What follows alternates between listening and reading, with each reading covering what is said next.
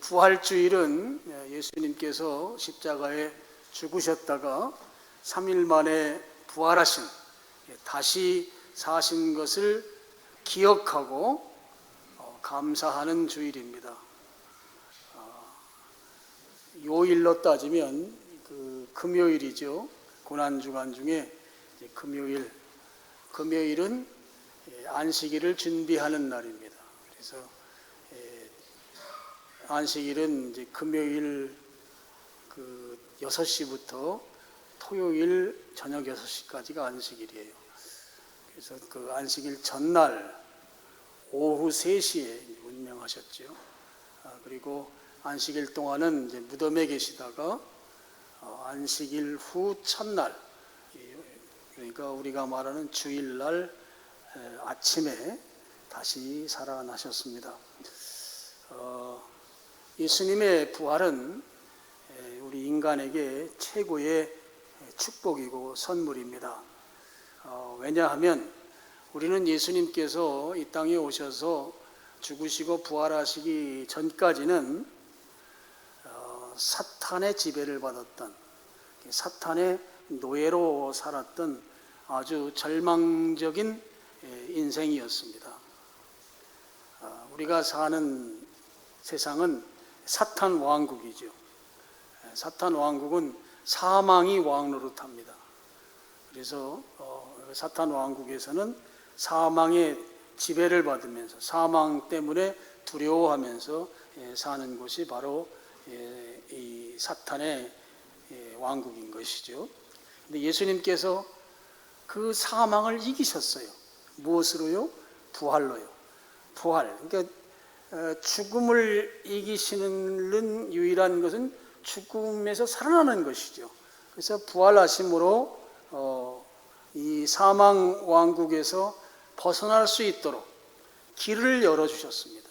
그게 바로 예수님의 부활인 것이죠. 그래서 이 예수님의 부활은 우리에게 최고의 축복이며 또 최고의 선물이다 하는 것입니다.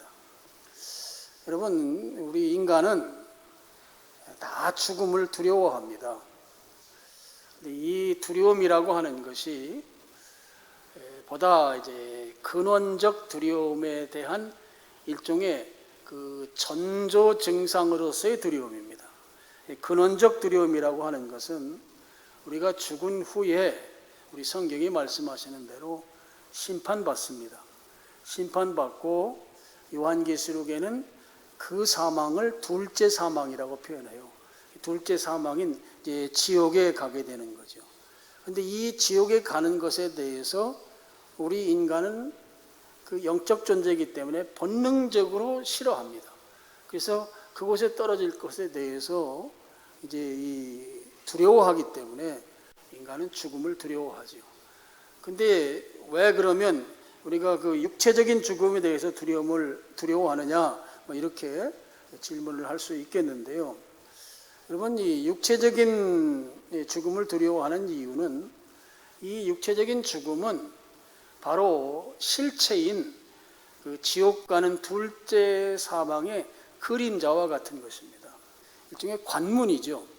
그러니까 이 육체적 죽음을 통해서 지옥으로 향하게 되어 있습니다. 그러니까 이 육체적 죽음에 대해서 인간은 두려워하는 것이죠. 그런데 이제 예수님을 믿고 부활신앙으로 확신을 가진 사람들은 이 죽음을 두려워하지 않습니다.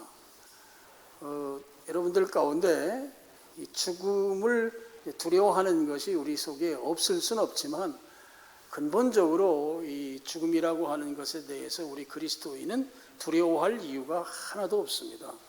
왜냐하면 우리는 죽은 이후에 예수님과 함께 천국에 갈 것이 분명하기 때문에 그렇습니다. 그래서 여러분들 가끔 천국을 체험했다고 하는 사람들의 그 간증들이 있어요. 그것이 100% 옳다 그렇게 볼 수는 없겠지만 이제 그분들 가운데에는 나중에 죽을 때 굉장히 죽음을 이제 기쁨으로 맞이하는 경우들을 볼 수 있어요. 죽음 이후의 세상을 경험했기 때문에 그 세상이 얼마나 좋은지. 그래서 바울도 이 삼층천이라고 하는 하나님 계신 나라를 경험한 이후에 육신을 가지고 이 땅에 살든지 아니면 하나님 나라 가든지 자기는 뭐 두 어느 쪽도 다 괜찮은데 오히려 하나님 나라 가는 것이 더 좋다, 뭐 이런 표현들을 바울도 했던 것입니다. 그래서 여러분, 우리 육신의 죽음은 실체적 죽음, 심판받고 지옥 가는 그 둘째 사망이라고 하는 이 실체적 죽음의 그림자와 같은 것이에요. 저 어렸을 때 이제 만화 영화 있잖아요. 만화 영화를 보면 이제 아주 사람보다 몇십 배 큰 공룡이 사람을 공격하기 위해서 막 뚜벅뚜벅 걸어올 때 이제 그런 것을 이제 만화로 이제 이미지를 만들어서 이제 우리 만화 영화로 만들었을 때 이렇게 그때 보면 먼저 그 공룡이라고 하는 실체가 오기 전에 공룡 모양을 한 그림자가 먼저 보여요. 그럼 그 그림자를 보고 사람들이 막 놀래가지고 막 어떻게 할 줄을 모르고 막 그러는 것을 제가 만화 영화에서 예전에 본 적이 있습니다. 왜냐하면 이 그림자를 보면 실체가 어떨지를 대략 짐작할 수 있기 때문에 그렇습니다. 그래서 그림자를 보고 그 그림자가 내가 감당할 수 없는 그런 어마어마한 상황이면 당연히 두려워하게 되는 것이죠. 바로 우리가 육체적 죽음에 대해서 두려움을 갖는다고 하는 건 이게 바로 실체적 죽음인 둘째 사망의 그림자와 같은 것인데, 바로 이 실체적 사망이 어떤 사망인지에 대해서 이제 그림자로서 짐작을 할 수 있기 때문에 바로 두려워하게 된다 하는 것이죠. 그런데 우리 그리스도인에게 있어서 이 사망의 문제, 우리로 하여금 가장 두렵게 만드는 이 사망의 문제를 예수님께서 부활하심으로 이 문제를 완전히 해결해 주셨다고 하는 것입니다. 부활은 사망을 이긴 것이에요. 더 이상 사망이 사망으로서 역할을 할 수 없는 것이 바로 부활인 것입니다. 여러분, 사탄이 가장 싫어하는 것이 무엇인지 아세요? 사탄이 가장 싫어하는 것은 우리 인간이 하나님과 같이 영원히 죽지 않는 것입니다.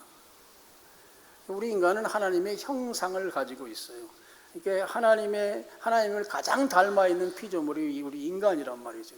그런 하나님을 가장 닮아 있고 하나님과 교제하고 하나님과 친밀하게 지내는 우리가 죽지 아니하고 하나님과 영원히 함께 있는 것에 대해서 사탄은 가장 싫어합니다.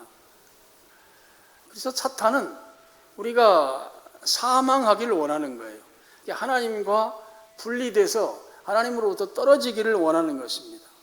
그럴 때에 하나님께서 우리가 하나님으로부터 멀어지는 것을 하나님이 가장 슬퍼하시죠.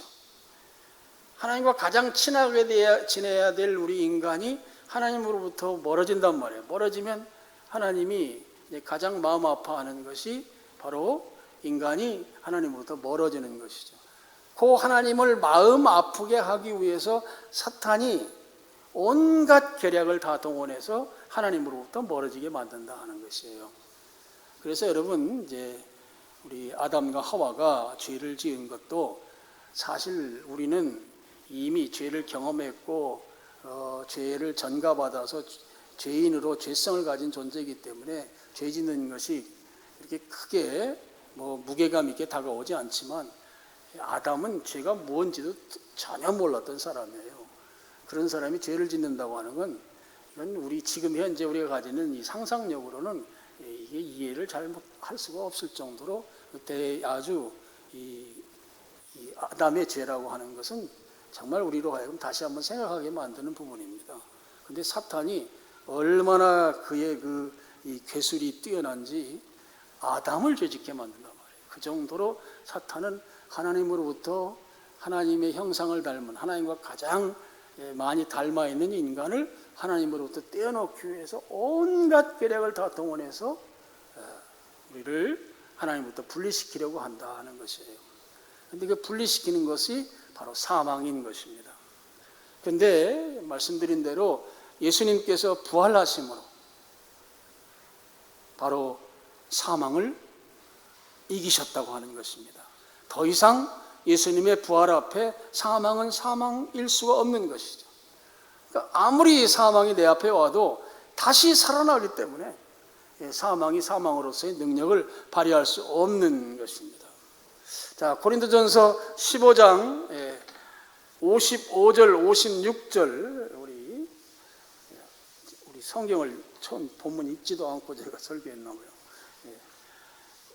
우리 고린도전서 15장 55절 56절 284쪽 우리 스크린에 제가 해놨죠? 스크린 좀 보여주세요.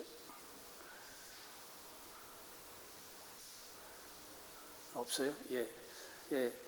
그 55절 보면 사망아 너의 승리가 어디 있느냐? 사망아 네가 쏘는 것이 어디 있느냐? 사망이 쏘는 것은 죄요 죄의 권능은 율법이다. 그러니까 지금 이 사망과 죄는 서로 떼려야 뗄 수 없는 그런 관계성 속에 있습니다.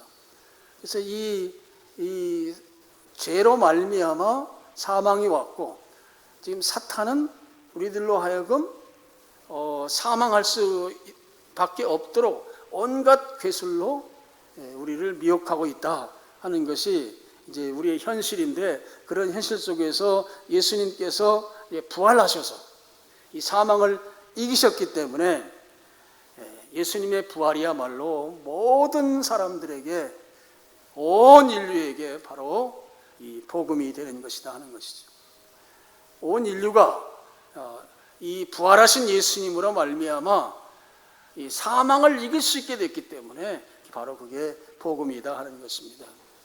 이 복음을 이제 부활의 복음이라고 하죠. 이 부활의 복음의 은혜를 누리려고 하면 예수님의 부활이 나에게 적용되어야 합니다. 그럼 어떻게 예수님의 부활이 나에게 적용될 수 있는가? 갈라디아서 2장 20절 말씀을 주목해 볼 필요가 있습니다. 갈라디아서 2장 20절 우리 스크린에 있습니다. 여기는 제가 읽으면서 설명하겠습니다. 갈라디아서 2장 20절은 상반절과 하반절로 분리해서 이렇게 보는 것이 유리합니다. 왜냐하면 이제 제가 지난번에 말씀드린 대로 구원의 세 차원으로 구원을 설명한 적이 있죠. 바로 상반절은 구원의 과거적인 차원, 바로 의롭게 되는 것, 칭의에 대한 설명이고, 하반절은 바로 구원의 현재적인 차원, 바로 성화, 거룩하게 되는 것을 설명합니다. 그럼 상반절은 어디까지냐? 내가 그리스도와 함께 십자가에 못 박혔나니 그런즉 이제는 내가 사는 것이 아니요 오직 내 안에 그리스도께서 사시는 것이라. 여기까지가 상반절입니다. 바로 나는 예수 그리스도와 함께 십자가에 못 박혀 죽었다 하는 것이죠. 죽었다. 근데 여러분, 성경은 우리가 예수님과 함께 십자가에 못 박혀 죽었다고 했지만, 근데 우리는 실제로는 안 죽었잖아요. 우리가 십자가에 못 박힌 적이 있나요? 안 죽었습니다. 그럼 지금 이 말씀이 무슨 말씀인가 하면, 자, 예수님께서 십자가에 못 박히신 그 못 박히심이라고 하는 것이, 그 죽으심이라고 하는 것이 대신 죽는 죽음이에요. 예수님이 죄를 지었기 때문에 죽는 죽음이 아니라 우리 인간을 대신해서 죽으신 죽음이라고 하는 거죠. 그래서 그 예수님께서 십자가에서 대신 죽으신 그 죽음을 믿을 때, 내가 믿을 때 예수님과 내가 함께 십자가에 못 박혀 죽은 것으로 여겨주겠다고 하는 것입니다. 다시 말씀드립니다. 예수님께서 십자가에서 죽으셨는데 그 죽으심은 대신 죽어주신 대속의 죽음이라는 것이죠. 근데 이 대속의 죽으심을 우리가 믿으면 우리가 예수님과 함께 십자가에 못 박혀 죽은 것으로 인정해 주겠다 하는 거예요. 동시에 부활도 마찬가지입니다. 예수님께서 무덤에서 부활하심을 믿을 때 나도 예수님과 함께 부활한 것으로 여겨주시겠다고 하는 것입니다. 이게 바로 복음인 것이죠. 그러니까 예수님과 함께 죽었다가 부활한 이후에 이제 내가 살아났잖아요. 예수님이 사셨기 때문에. 이제 그때부터는 내가 사는 것이 아니다 하는 거예요. 내가 사는 것 같지만 사실은 내 안에 그리스도께서 사시는 것이다. 이게 상반절 내용입니다. 요한계시록 3장 20절에 보면 내가 문 밖에 서서 두드리노니 누구든지 내 음성을 듣고 문을 열면 내가 그에게로 들어가 그와 더불어 먹고 그는 나와 더불어 먹으리라 그랬어요. 여러분, 우리가 마음 문을 열면 예수님께서 우리 안에 들어와서 계시고 우리 안에서 우리와 더불어서 사십니다. 그러니까 예수님께서 부활하신 이후에 우리가 그분을 믿고 우리의 마음 문을 열면 그분이 우리 안에 들어와서 계신다 하는 거예요. 사신다 하는 것입니다. 지금 예수님과 함께 죽고 또 함께 살아난 자로서, 살아났다고 믿는 자로서 우리는 우리 안에 예수님이 살고 계시다고 하는 사실을 믿기를 축복합니다. 지금 우리 안에 예수님이 살아계십니다. 예수님이 우리 안에 거주하고 계십니다. 이 사실을 믿으시길 축복합니다. 사망 권세를 이기고 부활하신 예수님. 더 이상 부활 앞에서 사망은 무가치한 존재가 되어버리는 것이죠. 그 예수님이 우리 안에 계십니다. 그래서 이 예수님은 영원히 사시는 분이시기 때문에 그 예수님이 우리 안에 계시니 내가 영원히 살게 되는 거예요. 영생하게 되는 것이다 하는 것이죠. 오늘 이제 하반절을 보시면 이제 내가 육체 가운데, 다시 앞으로 돌리셨어요. 이제 내가 육체 가운데 사는 것은 나를 사랑하사 나를 위하여 자기 자신을 버리신 하나님의 아들을 믿는 믿음 안에서 사는 것이다 그랬습니다. 여러분, 우리 안에 예수님이 계시잖아요. 계신데 우리는 지금 내가 육체 가운데 살고 있습니다. 여기 육체는 헬라 말로 사르크스라는 말인데요. 이 사르크스라는 말은 그 이제 죄를 지을 가능성이 있는 나를 말합니다. 내 몸을 말합니다. 우리의 내면에는 예수님이 살아계셔요. 그런데 우리는 육체를 입고 살고 있습니다. 자, 지금 우리가 그런 존재예요. 이 말을 이제 한마디로 좀 이해하기 쉽도록 말씀을 드리면 예수님께서 나라고 하는 존재를 통해서 사시는 것이죠. 조금 더 쉽게 말씀을 드리면 우리는 예수님의 겉옷입니다. 겉옷, 옷. 예수님께서 나를 입고 사는 것이죠. 여러분, 갈라디아서 2장 20절 말씀을 좀 이해하기 쉽도록 이렇게 좀 표현했는데요. 한번 거기 다음 넘기셔서요. 같이 한번 읽어보겠습니다. 2장 20절 하반절을 이렇게 번역할 수도 있습니다. 읽겠습니다. 시작.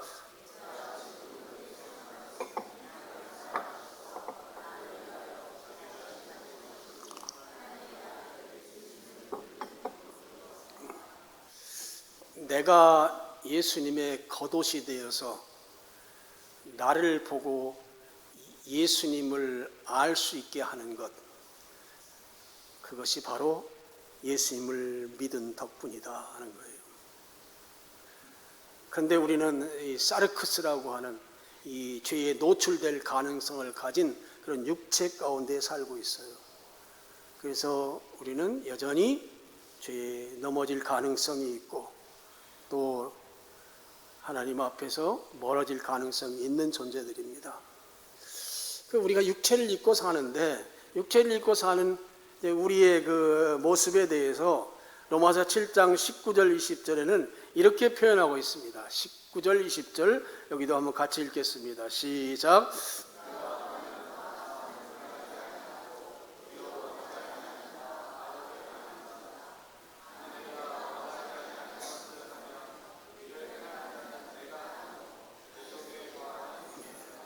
이게 고통스럽죠. 원하는 선은 행하지 않고 원하지 않는 악을 행한다.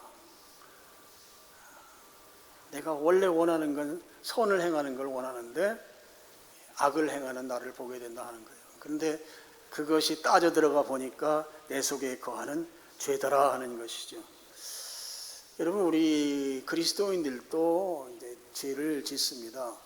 죄를 짓는 그 원인자를 따져보면 저는 두 가지를 이렇게 나눠서 좀 생각하고 있는데요. 하나는 우리가 예수님 믿기 전에 그 옛성품, 옛사람의 성품이 있어요.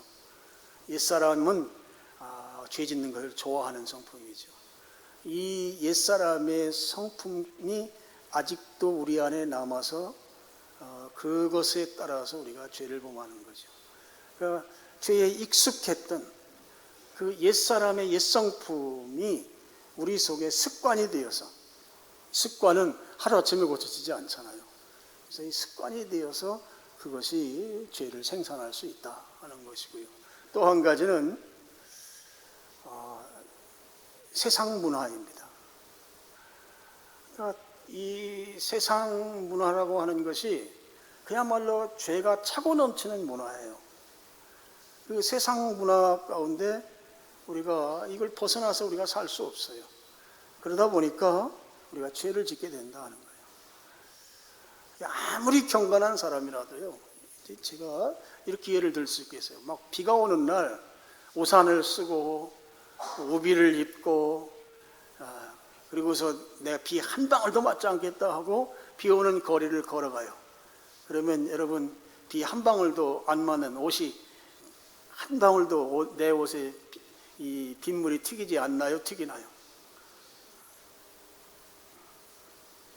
대답을 잘 하세요. 비 오는 날, 딴 생각하고 계셨군요. 비 오는 날 우산 썼어요. 그 다음에 우비도 입었어요.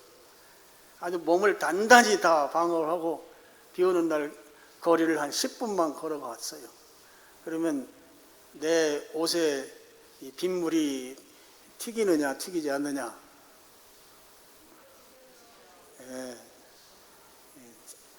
빗물에 내 옷이 젖게 되어 있어요. 이게 세상 문화입니다. 내가 아무리 주님 따라서 경건하게 살려고 하더라도 지금 우리가 사는 세상은 이 죄의 문화로 차고 넘치나. 여러분, 교회 문 밖에만 나가면, 교회 문 밖이 아니에요. 여러분 손에 있는 핸드폰에도 온갖 죄가 다 거기 다 들어있어요. 이 죄를 안 짓고 살 수가 없는 그런 시대란 말이에요. 그래서 이 세상 문화와 옛성품의 습관, 아직 남아있는 습관이 우리로 하여금 죄를 짓게 만든다. 근데 여러분, 예수님께서 우리로 하여금 예수님을 믿으면 우리가 예수님과 함께 죽은 자로 또 예수님과 함께 부활한 자로 여겨주셔서 예수님으로 말미암아 구원받은 또 사망을 이긴 자로 우리들을 세워주신다고 하는 이 사실이 우리에게 복음이라고 하는 것입니다. 우리가 현재 육체로 살고 있지만 우리는 죄로부터 완전히 격리된 삶을 살 수는 없어요. 그래서 저는 여기에 이 갈라디아서 2장 20절 하반절에 육체를 이 사르크스라고 하는 헬란 말을 썼다고 생각해요. 우리 죄에 노출되고 죄를 짓는 이 어쩔 수 없이 죄에 빠질 수밖에 없는 요소들이 있다 하는 것이죠. 근데 주님께서 오늘 우리로 하여금 육체 가운데 살게 했어요. 육체를 입고 살게 했습니다. 그렇게 살게 하신 이유가 있죠.